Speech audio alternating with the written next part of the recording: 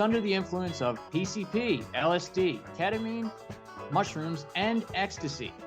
Which reminds me, I need to put in for a pre-sale for tickets for next year's festival. For Philadelphia, 76ers, stomping feet. I'd like to make a reminder to our listeners and our watchers and viewers at home. Do not trust the Amish. They are sneaky. They are up to something. They have issues with their DNA bloodlines, a lot of incest and stuff, and they will steal your children, and they're up to something. I don't know for sure, but you heard it here first. Here they come, team of the year. 1, 2, 3, 4, 5. And Miss Flo had had enough. She went inside and retrieved a large samurai sword, chasing Scooby Poo's wimpy dad down the street. 2, 3, 4, 5, Sixers. 10, 9, 8, 76ers. Some of the activists are a little worried about what will happen to the homeless and some of the addicts. And to that I say, don't worry about them. It's not a big deal. You didn't care what was happening to them before, and now that we're actually trying to do something, just see how it goes, you know? Here they come.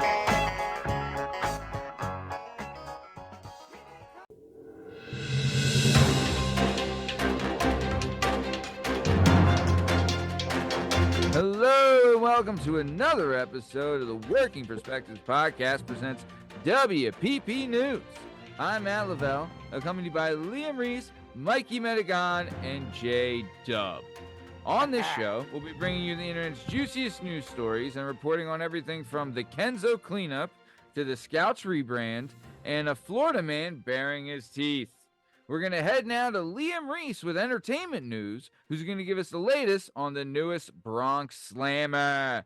Liam, what's the scoop?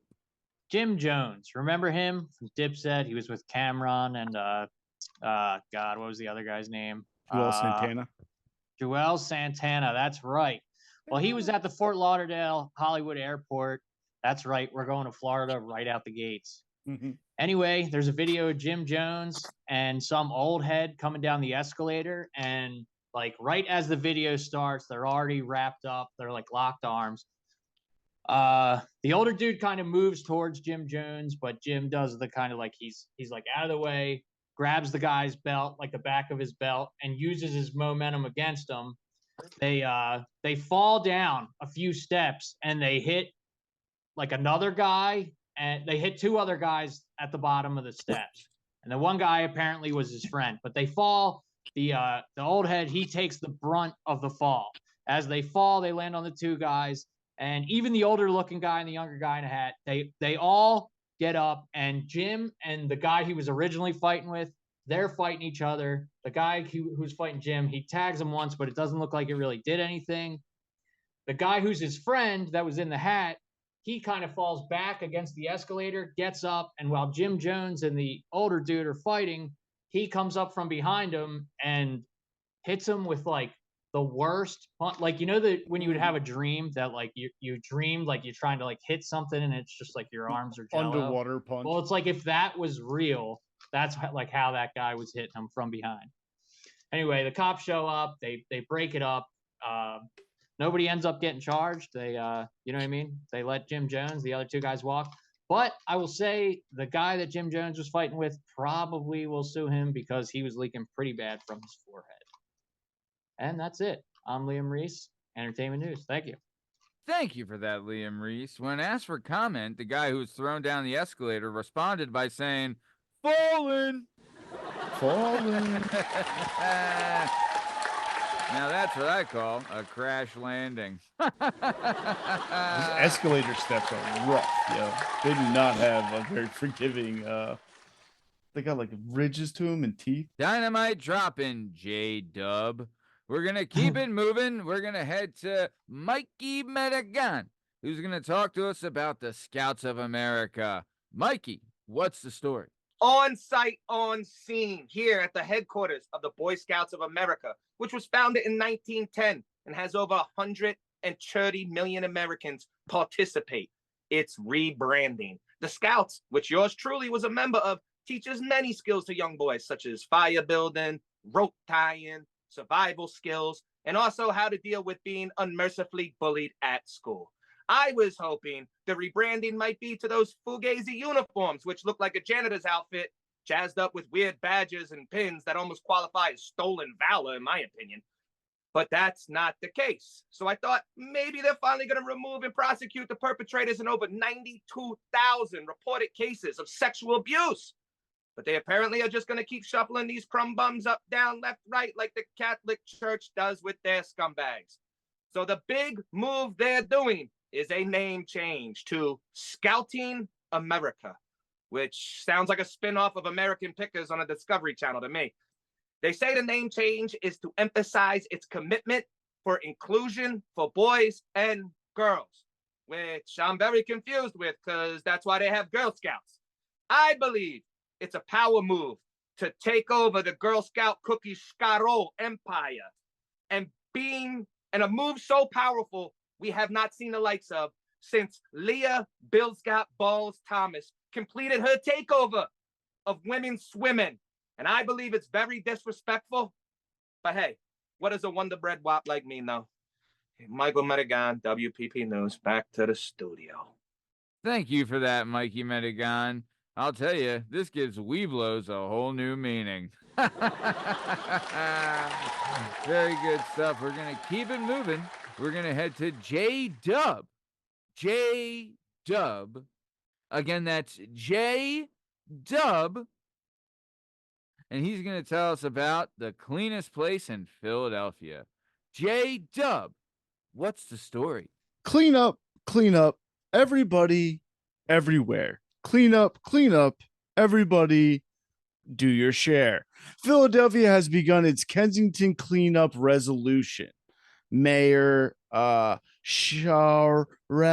Parker has promised in her upcoming campaign that she would help clean up the Kensington area, and she has followed through with that.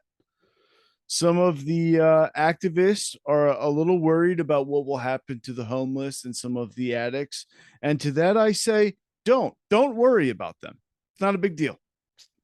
You didn't care what was happening to them before, and now that we're actually trying to do something, let's just see how it goes. You know, the cleanup and the homeless, the outreach, the addiction services are being assisted by they're being assisted by Rock Ministries, who is to be lauded for their help and assistance. They're in need of volunteers, so if anyone who wants to help or wants to donate can follow through on their website, rockministries.com.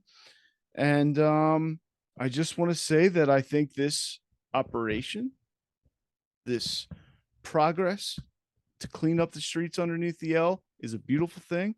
I think it's a good idea.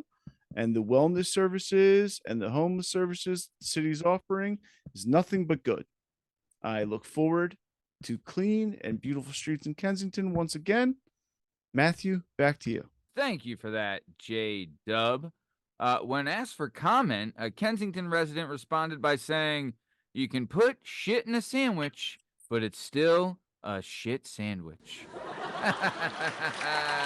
Great stuff. We're going to keep it moving. We're going to head back to Liam LeSchmize Reese, who's going to give us the latest update on Florida Man. Liam, what's the scoop? Another Florida story. This past weekend at Soulfest, spelled S-O-L, it's an EDM music festival in Holmes County, Florida. Things got a little bit out of hand. After open, unchecked drug use kicked the festival off, things started to spiral out of control. Police ended up stepping in and making more than 50 drug arrests, busting people with all sorts of drugs from, a little bit of smoke and shrooms, all the way to the other end of the spectrum and people having the hard stuff. But one of the gentlemen who volunteered as staff, he decided at this event he wasn't going to wait to get arrested. James Anderson Michael sprung into action as a deputy walked by. James assaulted the deputy and made a grab for his gun. As they fought, the officer sustained injuries, including having a chunk bitten out of the back of his head. Anderson was under the influence of PCP, LSD, ketamine, mushrooms, and ecstasy, which reminds me I need to put in for a pre-sale for tickets for next year's festival. Anderson continued to fight the cops, and even after being tased, they had to call for assistance, and several deputies had to restrain him to the ground. He's now facing charges of aggravated battery on law enforcement officer and resisting arrest with violence. That's some story, and I'd like to say, Florida, you just keep being you. Keep them coming. Thanks. I'm Liam Reese. Thank you for that, Liam. I'll tell you, that's what I call taking a bite out of crime. Excellent stuff. We're going to head to Mikey Madigan, who's going to give us the latest from across the pond. Mikey, what's the story? On site, on scene in the UK with Big Gay Ben right here. A woman here was arrested after she confronted her neighbors over a dog laying massive hot heaters on her lawn. Rebecca Lowe was fed up with seeing large Labrador logs on her lawn and got mouthy with Lassie's owners. So the neighbor and her daughter beat the brakes off Miss Lowe and even drug her down a walkway path by her hair. But the fun didn't stop there, because the boyfriend of the duo of defecation showed up to taunt Miss Lowe for getting assaulted by Rin Tin Tin's psycho mother. That's when the shit hit the fan and Miss Lowe had had enough. She went inside and retrieved the large samurai sword, chasing Scooby Poo's wimpy dad down the street. And of course, Butt Biscuit Beethoven's owner called police and said he was scared shitless. Go figure. Now, after this event, Miss Lowe was sentenced to 12 months of community service and 20 hours of knife safety classes, which is both concerning and awesome. I just want you to know the lesson here learned is to please pick up after your dog. And if you don't, be prepared to receive the shit end of the stick. I, Michael Madigan, on site, on scene. Back to the studio, WPP News. Thank you for that, Mikey Madigan. In other news, the last time a dog saw a samurai sword, it turned into a barbecue. Excellent stuff. We're going to keep it moving. We're going to head to J-Dub with a new segment called This Day in History. J-Dub, what's the story? Before I begin tonight's segment, I'd like to make a reminder to our listeners and our watchers and viewers at home. Do not trust the Amish. They are sneaky. They are up to something. They have issues with their DNA bloodlines, a lot of incest and stuff, and they will steal your children, and they're up to something. I don't know for sure, but you heard it here first. Anyway, back to tonight's story. Today's date in history, May 10th. In the year 1503, Christopher Columbus discovered the Cayman Islands and immediately began funneling his income there so he could avoid paying taxes. In 1655, the British captured Jamaica. The battle was fierce. It was terrible, but it was a lot of the soldiers suffered from dry mouth, red eyes, and the terrible, terrible scourge of munchies. So hungry and scared. This day in history, in 1996, the movie feature film Twisters hit theaters. Helen Hunt, be gone and passed away. Philip Seymour Hoffman. They're making a sequel. It's coming back soon. Look forward to that in theaters. Twisters coming soon. Kenan Thompson was born this day. Good Burger, all that. Kenan Kel Show. 1999, Michael Gandolfini, James's kid, was born. Pat Summerall, Fred Astaire. In 1994, this day, May 10th, John Wayne Gacy was sentenced to death by lethal injection. He killed 33 men and boys. He dressed like a clown, and he was a gross human being. And last but not least, in 1908, on this day in history, the very first Mother's Day. Matthew, if you're wondering what to get your mother this year for Mother's Day, it would be a son who isn't a piece of shit. Matthew, back to you. Thank you for that, J-Dub.